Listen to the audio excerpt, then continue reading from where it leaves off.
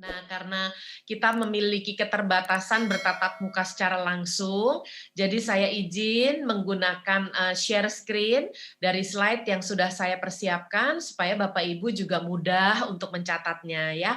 Jadi saya izin untuk sharingkan satu judul yang Tuhan taruh pada saat saya mempersiapkan, yaitu integritas tanpa batas. Nah, kita tahu bahwa tak terasa Januari 2021 ini kita sudah ada di hari Minggu terakhir gitu ya, di mana besok kita sudah mulai ke dalam bulan yang baru. Dan oleh sebab itu kita ini dalam menghadapi masa prihatin pandemi pun juga sudah tidak terasa 11 bulan ya, sudah kita lalui. Jadi saya suka bilang sama teman-teman, tahun depan corona ini ulang tahun, jadi tidak perlu diucapkan selamat apalagi diharapkan panjang umurnya. Kita berdoa sama-sama supaya badai ini segera berlalu. Tapi Tuhan mengingatkan kepada kita bahwa kita harus mempersiapkan diri. Jadi saya menuliskannya di bagian atas berwarna merah adalah mempersiapkan untuk healing atau pemulihan. Healing tidak hanya berarti sebagai kesembuhan, tapi healing juga berarti dalam proses pemulihan. Kita berdoa sama-sama supaya ada healing atau pemulihan dalam kita memasuki bulan yang baru. Karena firman Tuhan dalam Mazmur 90 ayat 12 mengajarkan kepada kita, yang kita sama-sama baca kembali dengan keras, karena iman timbul dari pendengaran akan firman Tuhan.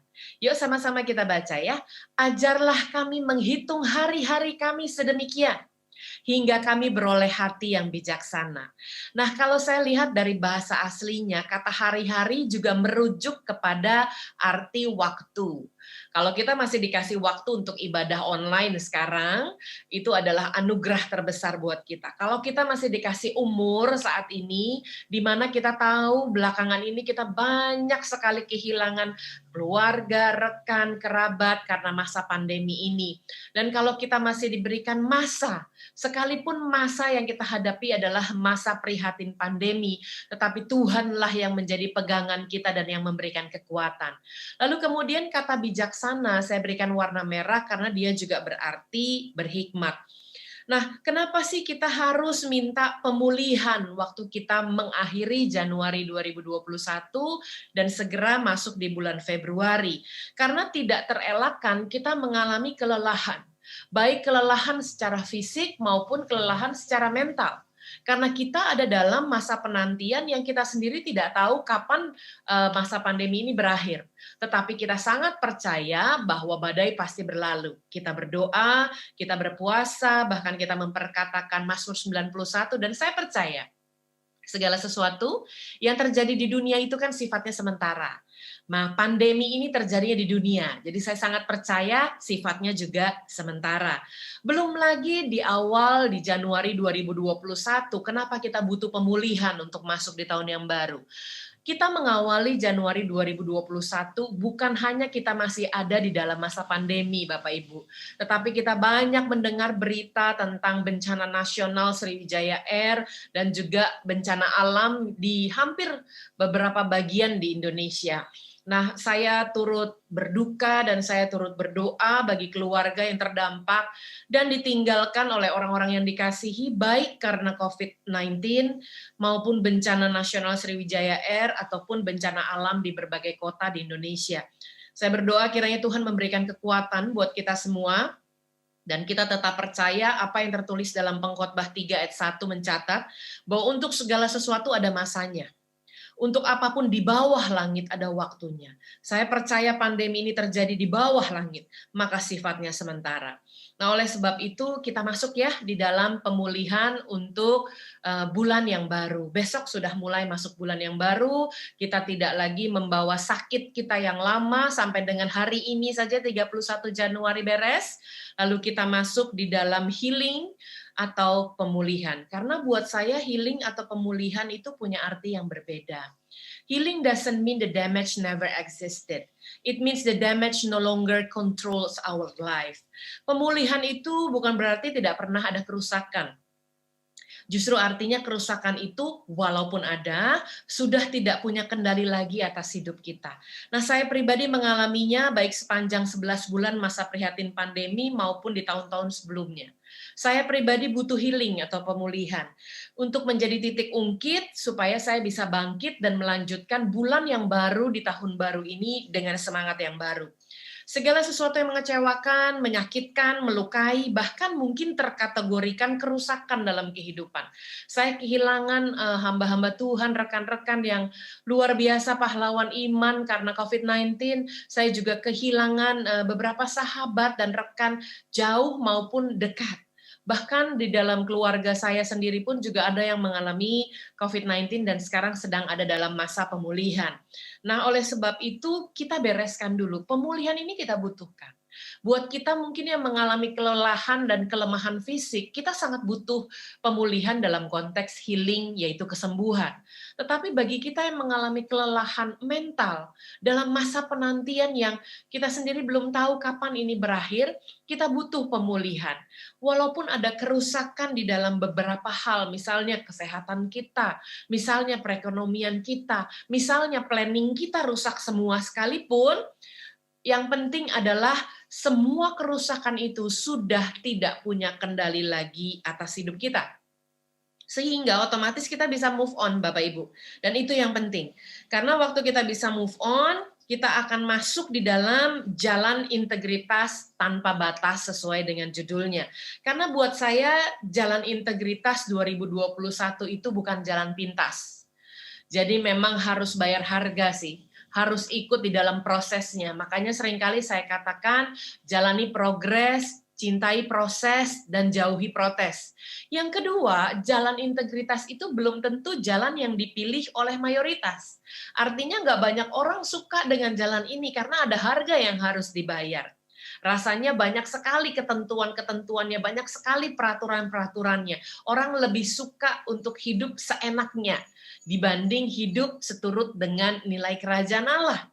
Dan yang ketiga saya tuliskan, memang integritas itu bukan jalan pintas dan belum tentu dipilih oleh mayoritas, tapi seharusnya dia menjadi kompas. Artinya dia menjadi acuan, dia menjadi panduan, supaya kita nggak nyasar dalam berjalan di dalam kehidupan ini sesuai dengan kehendak Tuhan.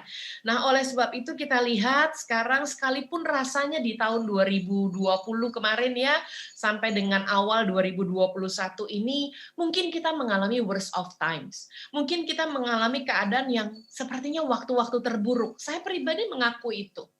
Mengapa? Karena seumur hidup saya belum pernah merasakan pandemi karena siklusnya ratusan tahun.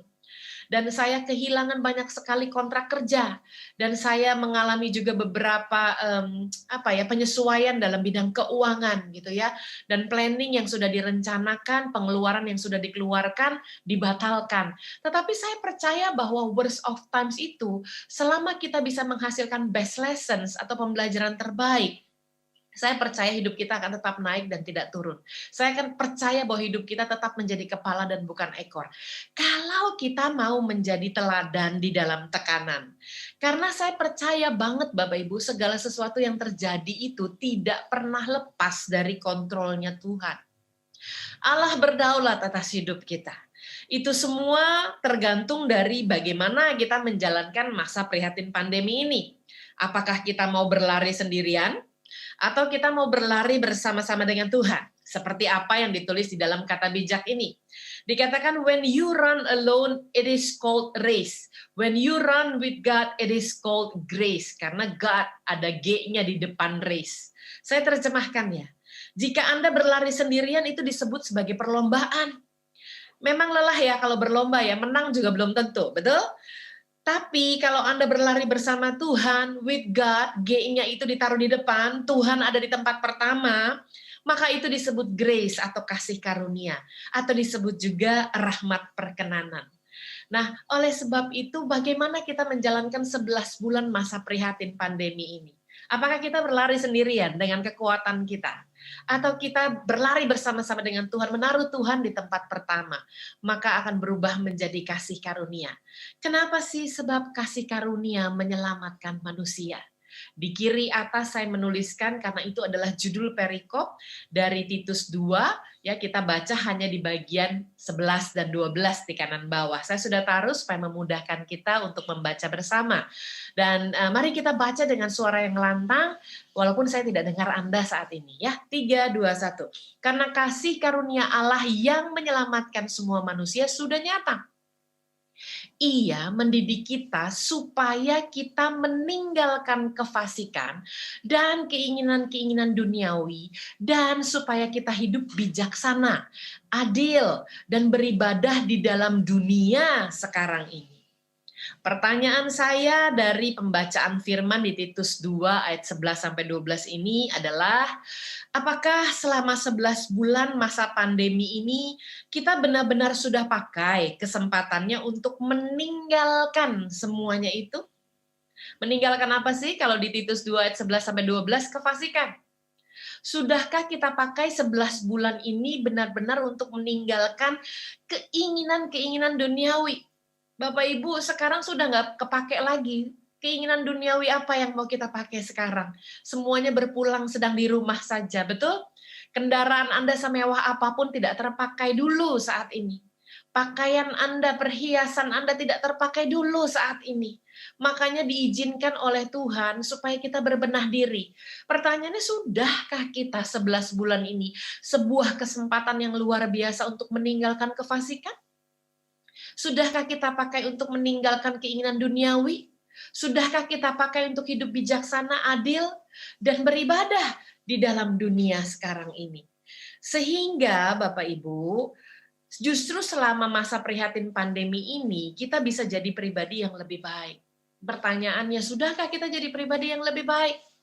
Roma 8 ayat 28 kita tahu sekarang bahwa Allah turut bekerja dalam segala sesuatu untuk mendatangkan kebaikan bagi mereka yang mengasihi Dia, yaitu bagi mereka yang terpanggil sesuai dengan rencana Allah. Pertanyaan saya sangat simpel kok. Sudahkah kita menjadi pribadi yang lebih baik sekarang dibandingkan sebelum pandemi?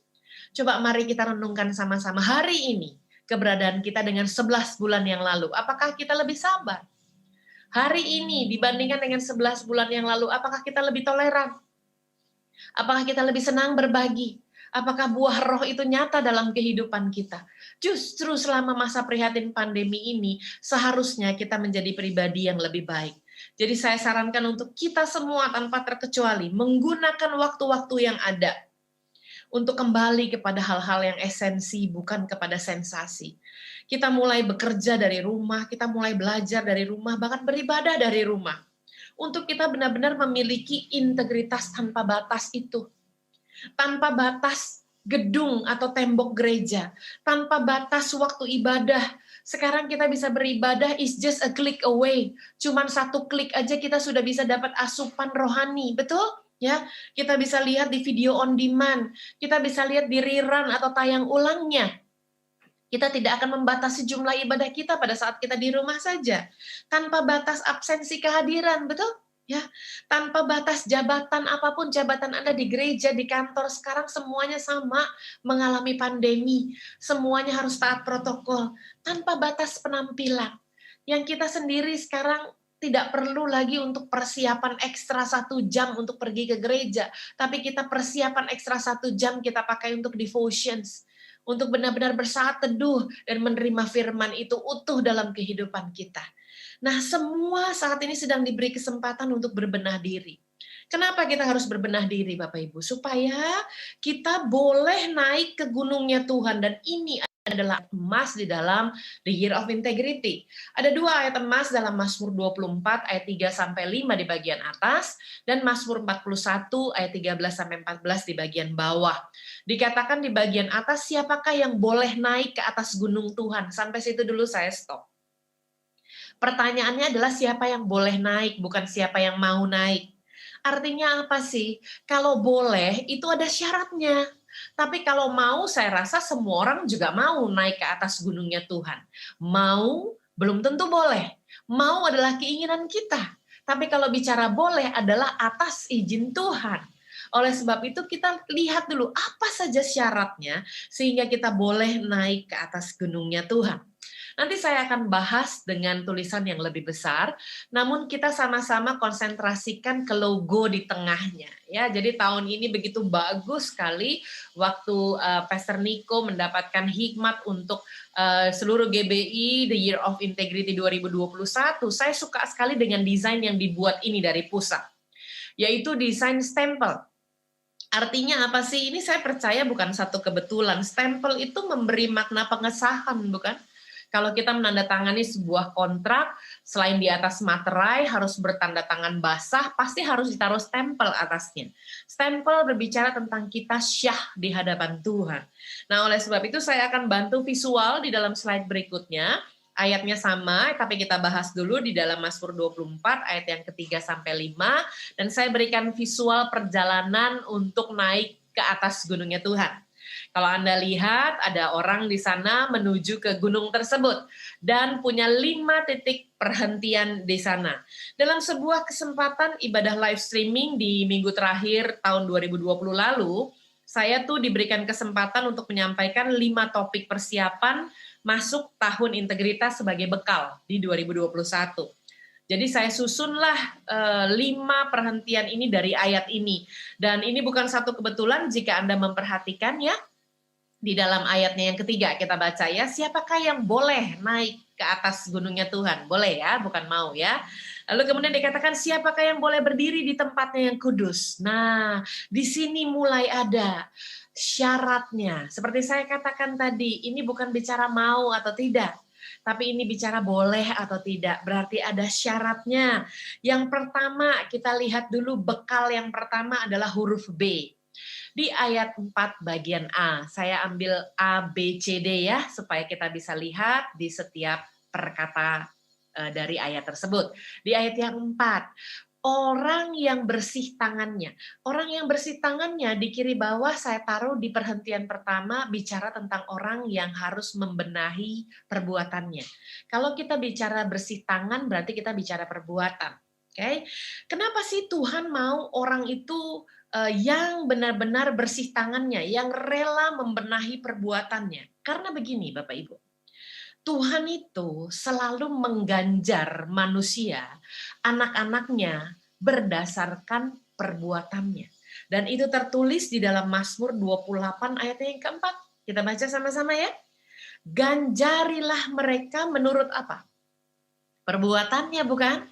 Perbuatan mereka dan menurut kelakuan mereka yang jahat. Ganjarilah mereka setimpal dengan apa? Perbuatan tangannya. Makanya tadi dikatakan yang bisa naik, bukan bisa saja, boleh naik ke atas gunungnya Tuhan adalah orang yang bersih tangannya. Lanjut ya, balaslah kepada mereka apa yang mereka lakukan. Dan di Wahyu 22 ayat 12 dikatakan demikian, sesungguhnya aku datang segera dan aku membawa upahku untuk membalaskan kepada setiap orang menurut perbuatannya. Jadi bagian yang pertama itu kita bicara tentang benahi perbuatan. Lalu bekal bagian yang kedua ada di huruf E, ya. Di dalam ayatnya masih yang keempat tapi bagian B-nya. Selain orang yang bersih tangannya dikatakan dan murni hatinya.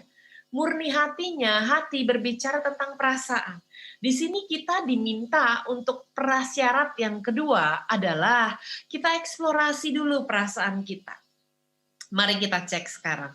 Apakah saat-saat ini di dalam hati kita lebih banyak dramanya, ya, sehingga hidup kita jadi menuruti keinginan daging, bukan menuruti keinginan roh. Hati-hati Bapak Ibu, perasaan itu bisa tumpul soalnya. Demikianlah yang dituliskan di dalam Efesus 4 ayatnya yang ke-17 sampai dengan 20. Itu dalam satu perikop berjudul manusia baru loh. Dikatakan demikian. Sebab itu kukatakan dan kutegaskan ini kepadamu di dalam Tuhan. Jangan hidup lagi sama seperti orang-orang yang tidak mengenal Allah, dengan pikirannya yang sia-sia dan pengertiannya yang gelap. Jauh dari hidup persekutuan dengan Allah, karena kebodohan yang ada di dalam mereka dan karena kedegilan hati mereka. Yuk kita baca dengan keras. Perasaan mereka telah tumpul, sehingga mereka menyerahkan diri kepada hawa nafsu dan mengerjakan dengan serakah segala macam kecemaran. Tetapi kamu bukan demikian. Amin. Kamu telah belajar mengenal Kristus. Bapak Ibu, Kalau kita terus belajar mengenal Kristus, saya percaya perasaan sih boleh ya silih berganti, tapi kita tidak memilih drama di dalam kehidupan. Kita tahu bahwa kita memilih yang benar karena kita berpegang kepada integritas yang menjadi kompas hati. Nah, bagian yang ketiga dari kata bekal adalah huruf K. Kita baca di bagian 4C-nya ya. Orang yang bersih tangannya sudah dan murni hatinya. Yang ketiga, yang tidak menyerahkan dirinya kepada penipuan. Waktu berbicara tentang penipuan, bicara tentang strategi. Makanya di bagian yang ketiga, huruf K adalah kendalikan pikiran. Kenapa sih kita penting untuk mengendalikan pikiran kita? Karena pikiran kita saat-saat ini sedang penuh, betul? Ya. Saya sendiri juga pikirannya sedang penuh. Banyak teman-teman berkata pikirannya sedang penuh. Artinya apa? Kita nggak tahu apa yang terjadi di 2021. Planning kita berubah semua. Goal setting kita berubah semua. Apakah kita cukup? Apakah nantinya akan berdampak pada A, pada B? Semuanya belum ada kepastiannya. Kita hidup di masa penuh dengan ketidakstabilan dan penuh di dalam keadaan ketidakpastian. Tidak ada satu manusia pun yang tahu apa yang terjadi. Bahkan pemerintah dan gereja memberikan keputusan itu dalam jangka pendek. Kenapa? Karena belum ada kestabilan. Tetapi kita mau kendalikan pikiran kita. Bahasa Inggrisnya lebih enak bacanya. Dikatakan demikian, be mindful, even if your mind is full. Ayo berjaga-jagalah atau mindful, sekalipun pikiran Anda sedang penuh. Mindful. Oke? Nah, kenapa kita harus tetap berjaga-jaga? Karena kita nggak tahu kapan waktunya Tuhan Yesus datang untuk yang kedua kali. Selama masih diberikan kesempatan bernafas dan hidup, sekalipun di dalam masa prihatin pandemi, tetap berjaga-jagalah. Markus 13 ayatnya yang ke-33, kita baca sama-sama ya. Hati-hatilah dan berjaga-jagalah sebab kamu tidak tahu bila manakah waktunya tiba. Dan itu diperkuat dalam Markus 14 ayat 38 yang juga sama ditulis dalam Matius 26 ayat yang ke-41. Kita baca ya. Berjaga-jagalah dan bukan cuma berjaga-jaga, diminta untuk apa? Berdoalah supaya kamu jangan jatuh ke dalam pencobaan. Roh memang penurut, tetapi daging lemah. Nah, kalau Anda lihat gambarnya wanita dari samping di sebelah kiri, di atas kepalanya itu mindful ya, berjaga-jaga ya, dan berdoalah, kalem dia ya dengan mercusuarnya. Sedangkan di sebelah kanan Anda melihat tuh benar-benar badai dengan gelombang dengan luar biasa chaos. Makanya dalam kehidupan kita harus memastikan bahwa kita bisa memikirkan hal-hal yang dari roh. Dan itu tertulis di bawah di dalam Roma 8 ayatnya yang kelima, kita baca. Sebab mereka yang hidup menurut daging, tidak dikatakan merasakan hal-hal yang dari daging, enggak. Enggak juga dikatakan berbuat hal-hal yang dari daging. Sebelum mereka berbuat, mereka harus memikirkan terlebih dahulu. Makanya penting untuk be mindful even if your mind is full. Sebab mereka yang hidup menurut daging memikirkan hal-hal yang dari daging. Mereka yang hidup menurut roh memikirkan hal-hal yang dari roh. Nah, sekarang kita masuk di bagian yang keempat ya. Bekal itu B, E, K-nya sudah. Sekarang kita masuk di A. A itu bicara tentang akui lewat perkataan. Kenapa? Karena di bagian 4 yang D, tadi kita sudah baca ya, yang A itu orang yang bersih tangannya, yang B itu orang yang murni hatinya, yang C yang tidak menyerahkan dirinya kepada penipuan. Nah, sekarang yang D. Dan yang tidak bersumpah palsu. Waktu ada kata-kata sumpah palsu, itu bicara tentang perkataan. Apalagi kita sekarang ada di dalam tahun Pei Aleph, ya, maka kita harus jaga mulut kita dan tidak boleh kebanyakan mengeluh. Walaupun masa ini adalah masa yang prihatin, walaupun masa ini adalah masa yang baru buat kita, tidak ada satu orang pun yang berpengalaman atas pandemi COVID-19. Kita semua beginner di sini, kita semua pemula di sini. Rasanya lebih mudah untuk mengeluh, tapi firman Tuhan mengingatkan kepada kita untuk kita fokus kepada mengeluh-elukan Allah, mengeluh-elukan Tuhan, bukan hanya menyampaikan keluhan. Saya percaya bila itu kita lakukan, maka kita akan lebih banyak minta tuntunan Tuhan, bukan malah menyampaikan tuntutan atas tekanan hidup. Ratapan 3 ayat 39 tuh jelas loh Bapak Ibu. Mengatakan demikian, mengapa orang hidup mengeluh di kiri bawah saya sudah taruh. Biarlah setiap orang mengeluh tentang dosanya. Jangan mengeluh karena pandemi, tapi mengeluhlah karena dosa kita. Di Mazmur 47 ayat 2 sampai 3 mengingatkan kepada kita, hai segala bangsa, bertepuk tanganlah dan disuruh apa? Bukan mengeluh ya, mirip soalnya nih bahasanya ya. Elu-elukanlah Allah dengan sorak-sorai. Sebab Tuhan yang maha tinggi adalah dahsyat, Raja yang besar atas seluruh bumi. Nah, kalau kita sudah lihat sampai sini saja deh, BEKA ya. Yang satu adalah benahi dulu perbuatan kita. Yang pertama kita bicara perbuatan. Yang kedua kita bicara eksplorasi perasaan. Berarti perasaan P yang kedua ya. Yang ketiga kita diminta kendalikan pikiran. P yang ketiga adalah pikiran. Yang keempat akui lewat perkataan. P yang keempat adalah perkataan. Nah, 4 ini perbuatan, perasaan, pikiran, dan perkataan yang disatukan, itulah yang disebut integritas.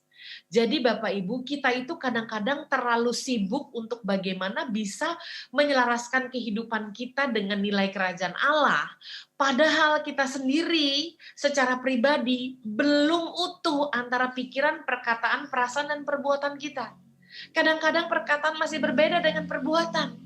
Kadang-kadang perbuatan masih berbeda dengan pemikiran kita. Oleh sebab itu kita diberikan kesempatan nih hari ini untuk belajar integritas tanpa batas. Yang terakhir dalam kata bekal adalah huruf L. Kalau tadi kita lihat di ayat yang keempat, ABCD-nya itu sudah beres semua dan kita masuk di ayat yang kelima ya. Dialah yang akan menerima berkat dari Tuhan dan keadilan dari Allah yang menyelamatkan dia. Ini bicara tentang langkah. Jadi waktu itu saya sempat diberikan kesempatan untuk membaginya dalam 5 ibadah live streaming. Yang terakhir adalah langkah masuk 2021, which is kita sekarang sedang ada di dalamnya. Bahkan di bulan pertama sudah diakhiri hari ini, dan besok kita akan masuk di bulan yang baru dengan pemulihan. Oke, kita masih ingat ya sama-sama ya, kerusakan yang terjadi tidak akan bisa memberikan kontrol kepada kehidupan kita. Sehingga kita dapat menyimpulkan bahwa memang jalan integritas bukanlah jalan pintas. Anda lihat, begitu banyak yang harus kita bereskan terlebih dahulu sebelum kita bisa naik ke atas gunungnya Tuhan. Sebelum ada izin keluar, stempel keluar, oh anak ini boleh naik ke atas gunungnya Tuhan. 5 perhentian dulu.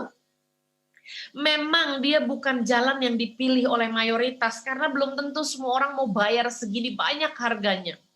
Tetapi dia merupakan kompas atau panduan supaya kita boleh naik ke atas gunungnya Tuhan. Yaitu orang-orang yang berkenan kepadanya. Sekalipun berat, bahkan terjatuh. Tapi janji Tuhan di dalam Mazmur 37 ayat 23 sampai 24 berkata demikian. Tuhan menetapkan apa? Langkah-langkah orang yang hidupnya berkenan kepadanya. Ini bukan sekedar lagu yang dinyanyikan, tetapi ini mau berkata bahwa Anda dan saya berkenan nggak hidupnya kepada Tuhan. Karena kalau hidup kita berkenan kepada Tuhan, janjinya di ayat 24 digenapi. Kalau sampai di masa prihatin pandemi yang sepertinya serba sulit ini kita jatuh, ada jaminan tidaklah sampai tergeletak. Sebab Tuhan menopang tangannya. Kita lari tidak akan diberikan kelelahan karena kita tidak lari sendirian. Itu namanya race. Tapi kita berlari bersama-sama dengan Tuhan. Itu disebut dengan grace atau kasih karunia. Untuk itu semua bekal dalam 5 proses tadi dalam menjalankan tahun integritas komplit sudah. Kembali ya, saya ingatkan jalan integritas bukanlah jalan pintas, belum tentu menjadi pilihan mayoritas, walaupun sebenarnya adalah kompas untuk boleh naik ke atas gunungnya Tuhan. Nah, untuk punya kehidupan berintegritas tanpa batas yang kita mau belajar hari ini, lucu ya, semuanya berakhiran dengan kata as gitu ya. Ada 5 as yang menjadi panduan kita bersama untuk memiliki integritas tanpa batas, dengar dengan baik, sehingga selaras dengan pekerjaannya yang besar dan rancangannya yang dalam, yang tertulis di dalam Mazmur 92 ayatnya yang ke-6. Jadi saya sudah taruh rangkuman dari seluruh yang saya jelaskan tadi di bagian kiri. Saya baca ya, integritas, ini A semua ya, tanpa batas, bukan jalan pintas, bukan pilihan mayoritas, harus menjadi kompas, agar menjadi selaras dengan pekerjaan yang besar dan rancangan yang dalam. Pikiran kita begitu terbatas, kita nggak ngerti, dalamnya tak dapat kita selami, betul? Ya, tetapi Mazmur 92 ayat 6 berkata demikian, kita baca sama-sama dengan keras. Betapa besarnya pekerjaan-pekerjaan-Mu ya Tuhan, dan sangat dalamnya rancangan-rancangan-Mu. Jadi apa yang harus kita lakukan? Yang pertama, kalau dikatakan pekerjaan-pekerjaan-Mu itu besar luar biasa Tuhan, rancangan-rancangan-Mu itu dalam luar biasa, maka kita yang menjadi teladan, meneladani kehidupan Kristus, yang pertama yang harus kita lakukan adalah kerja keras. Ada 5 panah di sana, kita sama-sama lihat apa yang harus kita lakukan di dalam tahun integritas. Karena saya percaya yang namanya integritas selama 1 bulan ini secara core principle pasti sudah dibahas ya. Meaningnya, artinya, mengapa butuh integritas, saya percaya itu pasti sudah dibahas dalam sebulan ini. Tapi bagaimana aplikasinya? Apa yang harus kita lakukan? Yang pertama, kita harus kerja keras. Kerja keras mengerjakan keselamatan. Di dalam Filipi 2 ayat yang ke-12 kita baca firman Tuhan. Hai saudara-saudaraku yang kekasih, kamu senantiasa taat, karena itu tetaplah kerjakan keselamatanmu. Dengan takut dan gentar, bukan saja seperti waktu aku masih hadir. Tetapi terlebih pula sekarang waktu aku tidak hadir. Nah, Bapak Ibu, kita semua sudah beroleh keselamatan dengan cuma-cuma. Amin. Ya, kita nggak bayar apa-apa, ini kasih karunia, ini grace buat kita. Pada saat kita menerima keselamatan kita dengan cuma-cuma, tolong jangan jadikan itu percuma.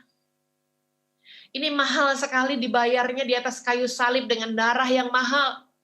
Jangan jadikan itu percuma, sekalipun kita memperolehnya secara cuma-cuma. Jadi saya mengajak dan mengingatkan kita semua untuk tetap ambil bagian dalam amanat agung di era Pentakosta yang ketiga ini. Jangan era digital ini dijadikan alasan bahwa kita tidak dapat memberitakan kabar baik. Jadi saya membuat sebuah tulisan. Di era digital by force, artinya kita sekarang semua terpaksa online ya. Di era digital by force karena pandemi, pastikan untuk tetap berbuah banyak. Jangan sampai berbuah bonyok. Ini urusannya cuma beda 1 huruf ini ya, A sama O. Kenapa berbuah bonyok? Karena talenta kelamaan tersimpan di rumah aja. Tidak dibagi-bagikan. Saya mengingatkan kembali nomor 1, kerja keras. Kerjakan keselamatan. Dan Anda nggak bisa selamat sendiri, bagikan itu. Anda sudah dapat cuma-cuma, jangan jadikan itu percuma. Yohanes 15 ayat yang ke-8 di bawah, tertulis demikian. Dalam hal inilah Bapakku dipermuliakan, yaitu jika kamu berbuah banyak, dan dengan demikian kamu adalah murid-muridku. Amin. Kalau kita lihat di bagian yang pertama tadi kita harus kerja keras. As yang kedua, yang harus kita lakukan, selain kerja keras adalah kerja cerdas. Kerja keras saja tidak cukup. Hari-hari ini dalam perikop wejangan hikmat, kita ambil di Amsal 8 ayat 12, dikatakan demikian. Aku, hikmat, tinggal bersama-sama dengan apa? Kecerdasan. Jadi artinya waktu Anda baca firman Tuhan yang adalah hikmat, dia punya rumah. Nah, tinggalnya itu di mana? Tinggalnya itu di dalam kecerdasan. Dan diteruskan di sana, aku mendapat pengetahuan dan kebijaksanaan. Artinya pertanyaan saya bagi kita semua adalah bagaimana dengan pembacaan firman Tuhan saat ini? Ini udah 11 bulan loh kita ada dalam masa pandemi. 11 bulan loh kita mengatur waktu sendiri, bekerja dari rumah, belajar dari rumah, beribadah dari rumah. Saya mau tanya, sudah habis baca Alkitab? Kalau belum habis baca Alkitab, saya mau tanya lagi, apa alasannya? Kalau alasannya tidak punya waktu, saya percaya you have plenty of time di dalam masa pandemi ini. Oleh sebab itu saya tanya, apakah buku yang sedang Anda baca ada sekarang? Dan buku apa itu? Karena itu merupakan food for thoughts, makanan bagi pikiran. Jadi begini Bapak Ibu, di dalam masa pandemi kan kita harus jaga imun sistem kita ya. Kita harus jaga ini. Ujung-ujungnya kalau orang penderita terpapar COVID, dia yang harus dijaga adalah imun sistemnya. Nah, imun sistem harus ada asupan makanan bergizi dan vitamin. Keluarga saya yang mengalami COVID nggak sedikit, cukup banyak. Bahkan tidak dirawat di rumah sakit karena rumah sakit penuh, jadi dirawat di rumah. Dan ujung-ujungnya setelah diberikan obat adalah bagaimana meningkatkan imun sistem dengan makan protein, lalu kemudian vitamin D-nya double, vitamin C-nya tak double, berjemur di matahari, dan vitamin E-nya semuanya double. Nah, bagaimana dengan kita? Apakah kita yang sudah jago luar biasa memberikan imun sistem kepada badan kita, apakah kita tidak memberikan iman sistem kepada pikiran kita? Sehingga kita bisa berhikmat, kita bisa mengerti rancangan-rancangan Tuhan yang begitu dalam. Kita bisa mengerti pekerjaan-pekerjaan Tuhan yang begitu besar. Seperti yang tertulis dalam Mazmur 92 ayat 6 di kiri bawah. Buku apa yang Anda baca? Karena buku yang Anda baca, firman Tuhan yang Anda baca, dia memberikan sistem iman yang luar biasa. Dengar dengan baik, sistem imun menolong Anda untuk sembuh dari kesakitan. Tapi sistem iman menolong Anda untuk sembuh dari ketakutan. Itulah sebabnya menjadi penting. Nah, kalau orang bertanya, Gina, apa hubungannya sih baca buku, baca firman? Oke lah, saya ngerti gitu ya. Tapi kenapa sih kita harus baca buku? Dengar dengan baik. Kalau Anda sering baca buku, terlepas Anda setuju atau tidak dengan kontennya, ya, karena buku kan kadang-kadang kita bisa setuju, kadang-kadang enggak gitu ya. Nah, pada saat Anda membaca buku tersebut, pengkalimatan Anda sedang disempurnakan. Kosakata Anda sedang ditambah. Kalau kosakata Anda bertambah, pengkalimatan Anda disempurnakan, ucapan Anda akan seperti apel emas di atas pinggan perak, begitu Amsal menyatakan. Sehingga hari-hari ini di tengah tekanan pandemi, justru perkataan kita menjadi ditunggu-tunggu sebagai perkataan yang menghibur, perkataan yang memberikan penghiburan, memberikan ketenangan dalam kehidupan. Oleh sebab itu kita lihat ya, bagian yang pertama tadi kita harus kerja keras, kerjakan keselamatan. Yang kedua, ayo abisin baca Alkitab, baca juga buku-buku yang menginspirasi, food for thoughts. Jaga iman sistem dan jaga imun sistem kita bersama-sama. Di bagian yang ketiga adalah yang ketiga, kita harus kerja dengan tuntas. Nah, Bapak Ibu, waktu bicara tuntas itu sama artinya dengan selesai. Jadi saya taruh dengan tulisan berwarna biru di atas sana ya, di kanan. Dalam Lukas 14 ayat 28 sampai 30 saya tidak taruh ayatnya, Anda bisa baca di rumah masing-masing. Tapi ini adalah kisah di mana orang mendirikan menara, tapi tidak dulu duduk untuk membuat perencanaan atau anggaran biayanya, sehingga dia tidak sanggup menyelesaikannya. Menjadi hal yang sebetulnya tidak memuliakan nama Tuhan pada saat Anda sudah memulai tetapi tidak menyelesaikannya. Kalau kita bicara tentang kerja tuntas, tolong kalau kerja jangan ngoper-ngoper. Tolong kalau kerja jangan setengah-setengah. Pelayanan jangan setengah-setengah. Pelayanan jangan ngoper-ngoper. Tuhan Yesus pun memberikan contoh menjadi teladan dalam kehidupan kita. Seharusnya kita juga jadi teladan di dalam tekanan ini. Tuhan Yesus pun menuntaskan purpose-nya di dunia ini. Dan dengan mati di atas kayu salib, dia berkata di Yohanes 19 ayat 30, sudah selesai. Jadi yang pertama, waktu kita mau benar-benar mendalami integritas tanpa batas, tolong kerjakan keselamatan, kerja keras. Yang kedua, hikmat dari Tuhan, ambil iman sistem itu, baca firman Tuhan lebih lagi, supaya ngerti rancangan-rancangan yang dalam dan pekerjaan-pekerjaan yang besar.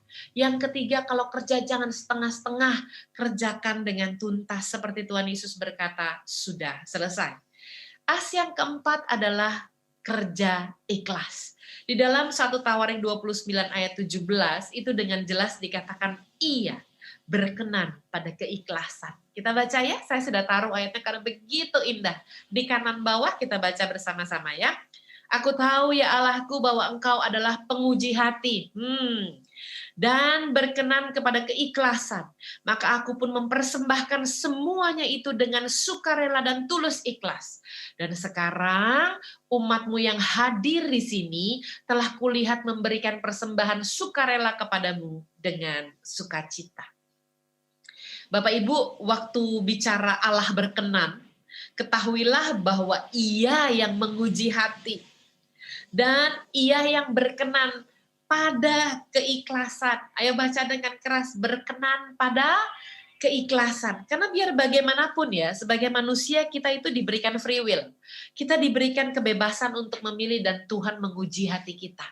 Apakah kita ikhlas untuk melakukannya? Yang terakhir, pada saat kita sudah kerja keras, kerja cerdas, kerja tuntas, kerja ikhlas, yang terakhir adalah kerja kita harus berkualitas. Karena ada kata bijak berkata price follow quality. Harga mengikuti kualitas. Kita tahu ya, kalau yang tiruan biasanya lebih murah, tetapi kalau yang original itu harganya lebih mahal ya. Price follow quality. Jadi nilai menentukan usaha kita. Pertanyaan saya, seberapa bernilainya kehidupan kekal bagi Anda? Seberapa bernilainya hidup dengan nilai kerajaan Allah karena kita sedang dilatih di dunia ini untuk nanti hidup dalam kehidupan kekal. Kalau dia sangat berarti, maka saya percaya Anda akan rela untuk bayar harga. Anda akan kerja dengan ikhlas, Anda akan kerja dengan tuntas, Anda akan kerja dengan cerdas, Anda akan kerja dengan keras. Saya percaya itu dilakukan karena Efesus 5 ayat 15-17. Demikian firman Tuhan. Kita baca ya. Karena itu perhatikanlah dengan seksama. Bagaimana kamu hidup? Janganlah seperti orang bebal, ya, nilai menentukan usaha. Tetapi seperti orang arif. 16. Dan pergunakanlah waktu yang ada. Saat-saat ini. Karena hari-hari ini adalah jahat. 17. Sebab itu janganlah kamu bodoh, tetapi usahakanlah supaya kamu mengerti kehendak Tuhan. Nilai menentukan usaha. Hari ini kita belajar bersama-sama tentang integritas tanpa batas, bukanlah jalan pintas, bukan pilihan mayoritas, harus menjadi kompas agar selaras dengan pekerjaan yang besar dan rancangannya yang dalam. Kita lakukan dengan 5 As. Yang pertama adalah kita lakukan dengan kerja keras, yaitu kerjakan keselamatan. Yang kedua adalah kerja cerdas, kita mengerti berhikmat, karena hikmat tinggal bersama-sama dengan kecerdasan. Yang ketiga adalah kerja tuntas, jangan ngoper-ngoper, jangan setengah-setengah. Lihat teladan Tuhan Yesus, Tuhan berkata di atas kayu salib, sudah selesai. Dan yang keempat adalah kerja dengan ikhlas, karena Tuhanlah yang menguji hati kita, Tuhanlah yang melihat keikhlasan kita. Dan yang kelima, price follow quality, kerjalah dengan kualitas. Tuhan Yesus memberkati.